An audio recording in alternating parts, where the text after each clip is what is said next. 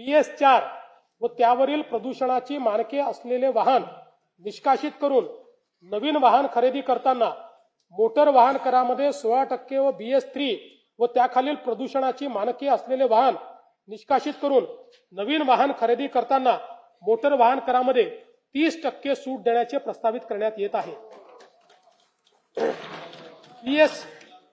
BS4 व त्याखालील वायू प्रदूषणाची मानके असलेल्या परिवहनेतर खासगी संवर्गातील वाहनांच्या पर्यावरण करामध्ये दुचाकी वाहनांवर ₹2000 वरनं ₹4000, हलके मोटर वाहन पेट्रोल कार यावर 3000 वरनं ₹6000 व हलके मोटर वाहन डिझेल कार यावर ₹3500 वरनं ₹7000 एवढी वाढ करण्याचे प्रस्तावित करण्यात आले आहे।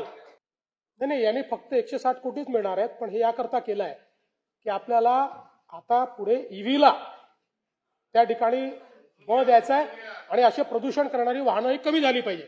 म्हणून सध्या राज्यात क्रेन आरोहित वाहने, क्रेन माउंटेड व्हेकल यांना वाहन किमतीच्या 7% प्रमाणे एक रकमी कर आकारण्यात येतो।